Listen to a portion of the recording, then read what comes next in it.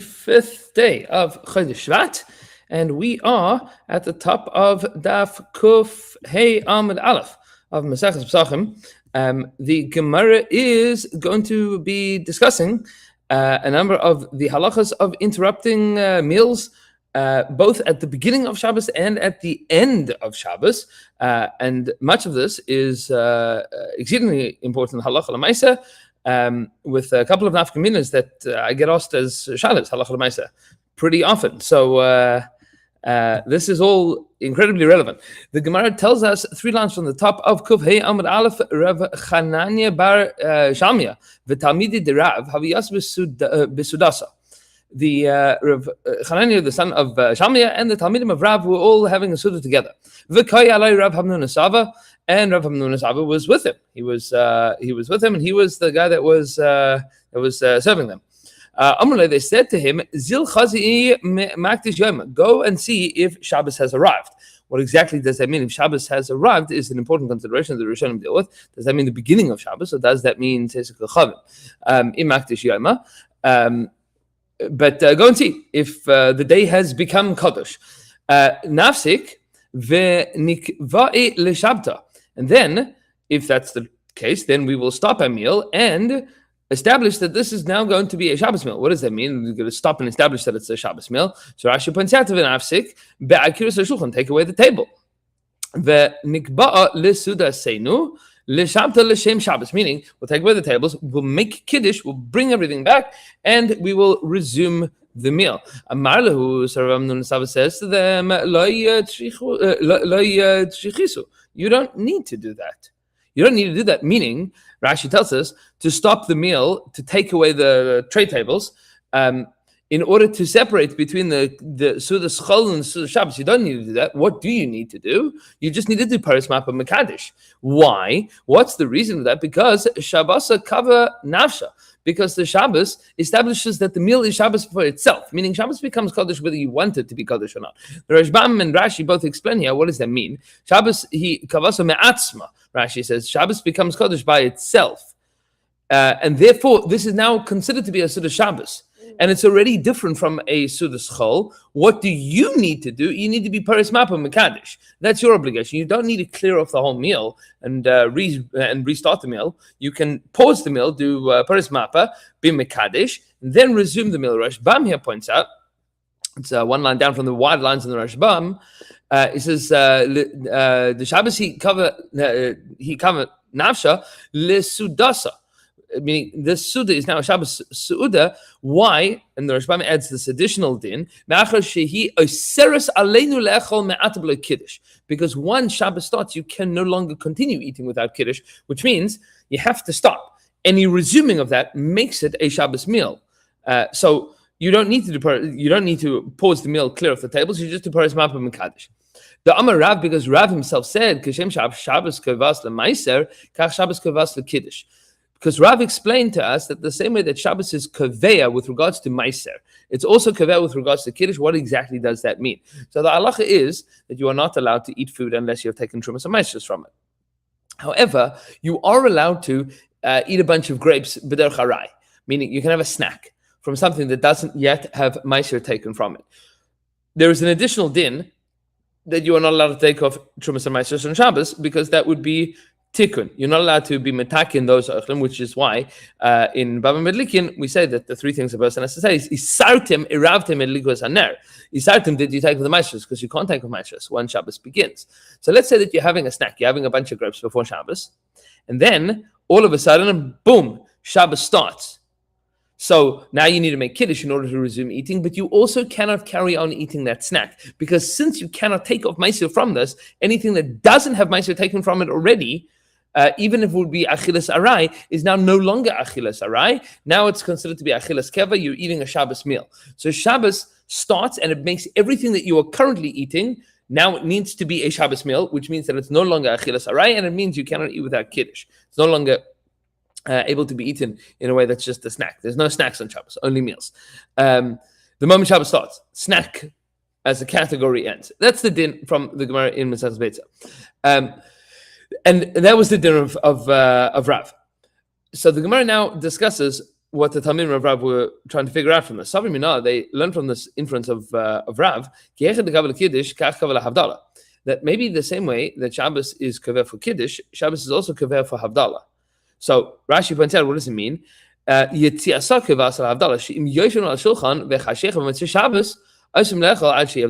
that if you're in the middle of Shalosh Shuddis and Shabbos ends, you have to stop eating until you've made Havdalah. Meaning, because how could you continue eating without making Havdalah? Does the same din apply? Amar lahu Rav Amram says, Rav Amram says, no.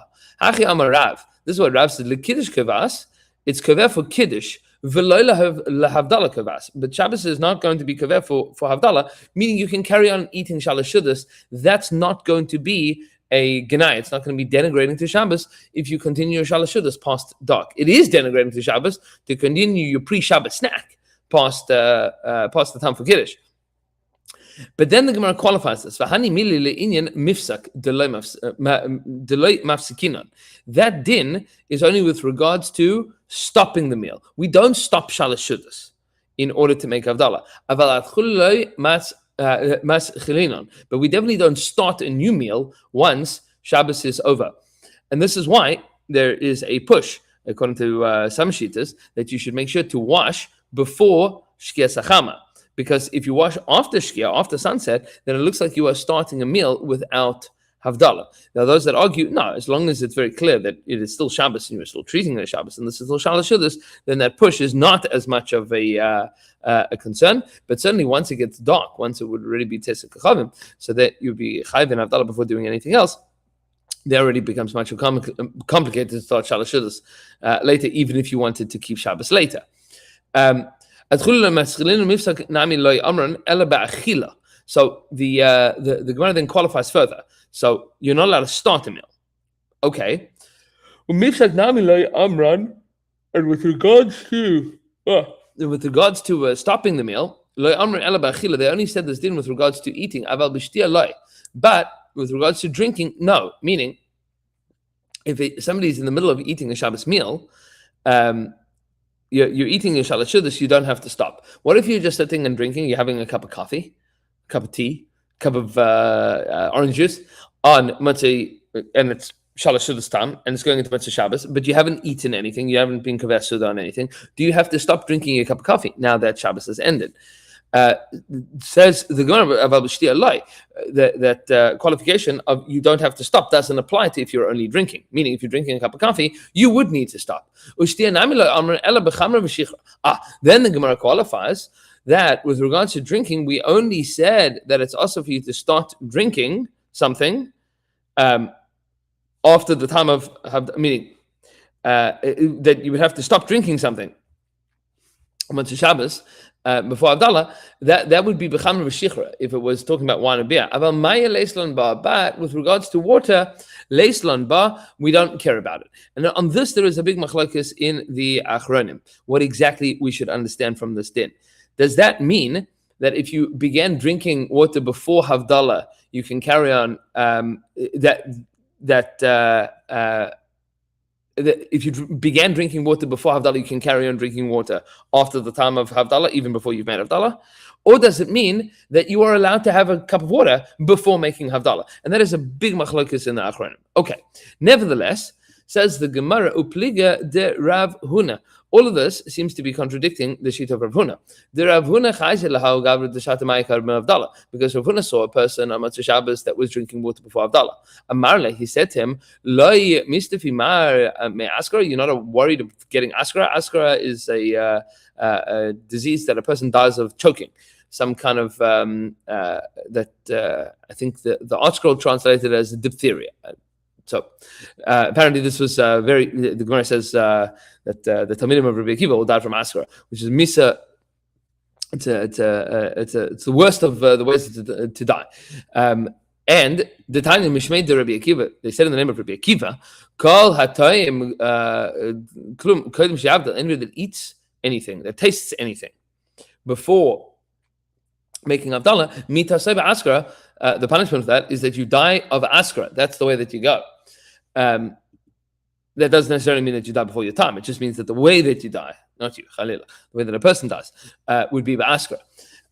Says the Gemara, Rabbanan debei Ravashi like kapte amai. But the Rabbanan of the Beis Medrash from of Ravashi said, that's true, but it doesn't apply to drinking water. Meaning, you're allowed to drink water before Havdalah. Does that mean only if you were drinking water before Shkia Sachama that you can keep drinking it, or that you're even allowed to start drinking water before on Matzah Shabbos before you make Havdalah?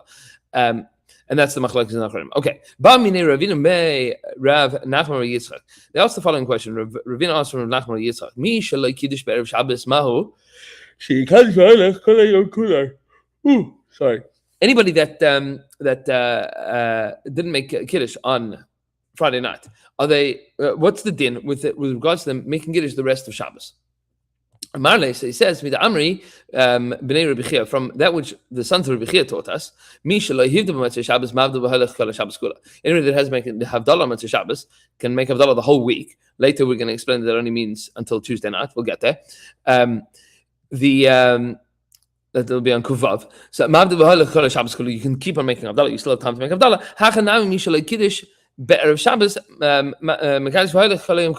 Anybody that didn't make Kiddush on Erev Shabbos should be able to make Kiddush the rest of Shabbos. You should be able to make Kiddush the rest of Shabbos. Says the Gemara, whoa, hold on a second. We have a brisa that is against that. Ravina says back to him, he says, I don't get it. The brisa tells us, Leili Shabbos v'Leili Yom Tov, on the Natzah Shabbos, the Natzah Yom Tov, Yesh Bahem Kiddush Alakos. You make Kiddush on a cup. That means that you make two brachas. You make Bar Gavan, and you also make Mekadosh Shabbos. V'yesh B'maskar B'Birkas Hamazon, and you say Ritzei and Yalav Yava when you are benching. Shabbos v'Yom Tov, but the daytime of Shabbos and Yom Tov themselves, Ein Bahem Kiddush Alakos. You don't say Mekadosh Shabbos on the cup of wine. You don't say Kiddusha on the cup. You only say it in davening. You say Mekadosh Shabbos, Mekadosh Yisrael V'Azmanim, Mekadosh Shabbos. Right, but you don't say the bracha of kedusha al hakos. But you still have been benching. You still have retained yal v'yava. Says the Gemara v'is halkadat l'misha kiddush be'erev Shabbos mekadosh v'halach kalayam kulai. And if you hold like you wanted to say Rav Nachman bar Yitzchak that anybody that didn't make kiddush on Friday night can make kiddush the whole of Shabbos day, Shabbos v'yom tov nami. Then it comes out that you do, in fact, have a situation where you make Kiddush al Hakos with Mekadosh Shabbos during Shabbos day. The Iloi Kiddush mi'urta Mekadosh l'machar, because if you didn't make Kiddush at night, you'd make Kiddush during the daytime. Amarle Rav Nachman bar Yitzchak says back to him, you're 100% right. The Iloi Ketani, meaning you're right, but the Brisa is talking about the regular case. It's not talking about this weird case where a person didn't make Kiddush on Friday night due to whatever unforeseen circumstances, or because they didn't want to, or because they couldn't, or whatever the case is. And we pass on this way, that if somebody did not make Kiddush on Friday night, they should make Kiddush on Shabbos morning. And this has important halacha l'maisa ramifications. If a person has somebody shows up on a Shabbos for lunch that is not Shema Shabbos, so maybe you should make Kiddush for them. That the Kiddush that you make Shabbos morning should be the Kiddush that includes both brachas, Bari Paragav, and Mekadosh Shabbos, in order to be made to them, that bracha. And that is the discussion that the Shulchan Aruch discusses in Orach Chaim in Reish Ayin Aleph, which is nice to see that that is in fact how we pass it. And the Gemara is now going to have an additional challenge that Ravina is going to issue against Rav Nachman. But as Hashem Baruch, we will continue with that Esivei, one line from the bottom of the page on Kuf Hey Amud Aleph tomorrow. And Hashem, looking forward to seeing everybody then. Have yourselves a beautiful day, and to be continued.